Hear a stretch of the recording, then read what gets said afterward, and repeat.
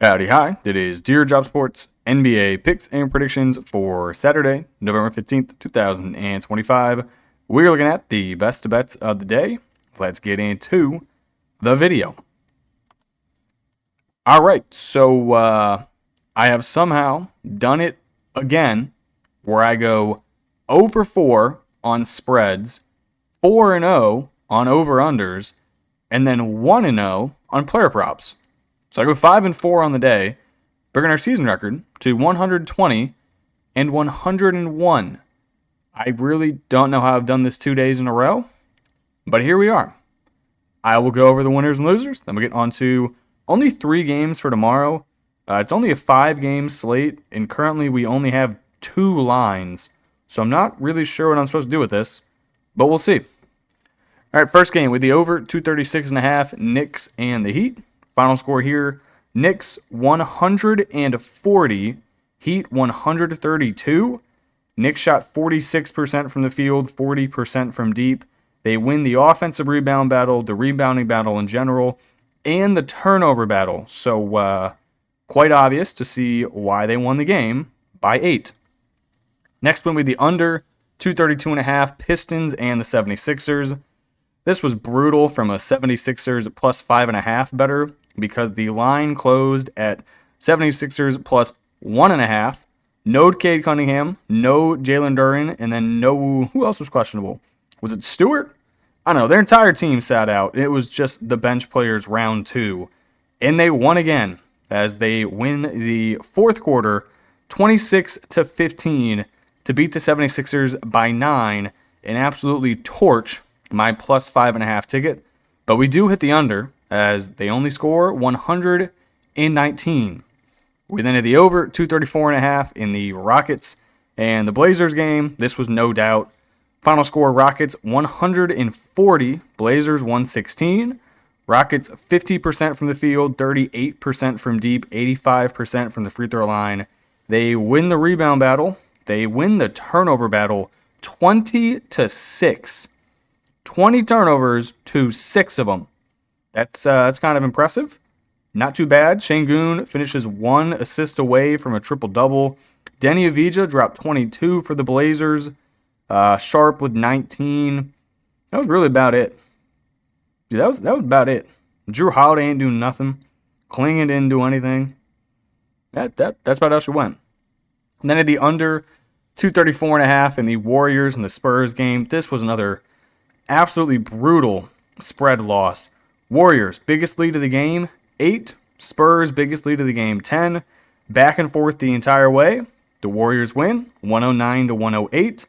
Curry dropped 49 points. I said I didn't think he could do it 2 games in a row. He went and did it 2 games in a row. 49, 4, and 2. Good God. That's pretty good. Then player prop with Davion Mitchell, points and assists over 17.5. This got kind of close. I think he finished with 22. Let me double check. He finishes, 22. 11 points, 11 assists. Really didn't shoot the ball that much. Only had 6 shot attempts. Went 3 of 6, 2 of 4 from deep, and then 3 of 4 from the free throw line. As they lose, our losers, we had the Heat plus 4.5. You cannot lose the turnover and the rebounding battle and expect to cover 4.5 as they lose by 8. We already talked about the Blazers. They had 20 turnovers, and the Rockets shot nearly 50% from the field, so you're never going to cover 8.5 while doing that. The 76ers, the Pistons sat their entire team. You still couldn't cover 5.5 despite going into the final quarter leading by 2 points, and you still can't even cover. And then the Spurs, minus 2.5. You were winning for most of the game, and then you choked down the stretch as Steph Curry proves he is yo daddy. All right, that's how I go 5 and 4. Let's get on to the 3 games we got for tomorrow. All right, game 1, it is the Grizzlies on the road at the Cavs. I'm going to go back to it. Give me the Cavs minus the points. Give me the over, 237.5. Grizzlies starting 5, Ja, Wells, KCP, Jackson, Landale. Cavs starting 5, Mitchell, Merrill, Hunter, Mobley, Allen. Injury report, Grizzlies, they have Coward and Zach Edey, questionable. Then they have Small, Clark, Jerome, and Pippen all ruled out. Cavs, they have Tyson, Garland, and Strus ruled out. Nobody else questionable. Grizzlies, they have been horrible. 4-9 on the year overall. Majority of their roster is currently injured or at one point has been injured. KCP he's in the starting lineup. 2025 KCP should not be in any starting lineup. The dude shouldn't be in any bench unit either. He's not good. I don't get how he consistently gets minutes. Ja Morant is shooting 16% from deep, and the entire team is shooting 43% from the field 13 games into the year. That is not good. Cavs are in a bounce back spot. They just got embarrassed in their last home game, losing 126 to 113. This is the game to win. It's the Grizzlies. They suck. The Cavs are way healthier than they are. Donovan Mitchell, put the city on your back. Go drop 56 points and then go to bed. That is what we need. Give me the Cavs. Give me the over. All right, next game we got. I think this is a must bet. I mean, I can't take the Pacers anymore. Raptors, -6.5 on the road. I'm surprised this line is not larger. Also going to take the over, 232.5. Toronto starting 5, quickly, Barrett, Ingram, Barnes, Jakob Poeltl. Pacers starting 5, Nembhard, Shepard, Siakam, Robinson Earl, Bradley. Injury report, the Raptors, they have Colin Murray-Boyles and then Ochai Agbaji listed as questionable. The Pacers have Furphy, Jackson, Benedict Mathurin, Nesmith, Jones, Obi Toppin, and Halliburton all ruled out. None of them are questionable. They are just not suiting up. So last game, I attempted to take the Pacers. I think I was getting like 7.5 or 8.5 in Phoenix. They lost that game by 35 points. I have now retired from betting the Indiana Pacers. They're 1-11 on the season. They are obviously not rushing anyone back from injury. If anything, they're actively trying to lose as many games as possible so they can increase their chances of getting a high draft pick. You could imagine what a Boozer could do on this team, a AJ Abianza could do on this team, a Peterson from Kansas could do on this team. There's a lot of good picks in this upcoming draft class that the Pacers could use. Raptors, they're 7-5. They just beat the Cavs by 13 on the road. I mean, you just got to lay it here. Lay it, take the over, don't think about it.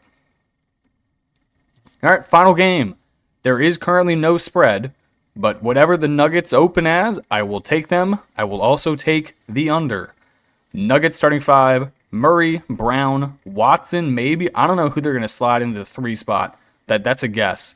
Gordon, and then Joker being questionable. T-Wolves starting 5, DiVincenzo, Edwards, McDaniels, Randy, Randall, and Rudy Gobert. Injury report, the Nuggets, they have Jokic as questionable. Then they have Cam Johnson and Braun, both is out. Timberwolves, they have Shannon ruled out, and that is all. So obviously, if Jokic plays, that is pretty massive news. If he doesn't play, I would imagine this line opens 9.5, close to 10, favoring the Timberwolves. I mean, they're going to be without 3 starters if Joker doesn't play. And if he does not play, I will be putting my life savings, not really, but I'll be putting a fat amount of money on Jamal Murray player props over. It's going to be him, and it's going to be Gordon. Both of them, I would like the player props on. They're going to have to do everything for the Nuggets. T-Wolves, they are on a back-to-back, so that might help the Nuggets' chances in terms of winning, no matter who actually suits up. Previous game, they won 124-110 at home against the Kings. Not really sure if that's saying anything because it's the Kings, but they were able to get the win. Just a wait and see. Maybe they keep a few guys off and not play them, just based on the fact that they're on a back-to-back, and Ant was just on. He was out for 2 or 3 weeks. So maybe he's on a minute restriction. Who knows? I will take the Nuggets. I will take the under. And we already talked about it. Player props going to be Jamal Murray. The line's currently not out yet because the Timberwolves back-to-back. But whatever it opens at, I will take. I'd imagine, I don't know what his normal player prop is this year. If I had to guess, like 26.5, 27.5 PRA, maybe higher. Tomorrow it probably opens, with no Jokic, 33, 34.5, maybe more. I don't know. Whatever it is, I will be taking it because he will be their entire offense. All right, that's going to do it for me in this video. I appreciate you guys watching and tuning in, and I'll catch you in the next one. Peace.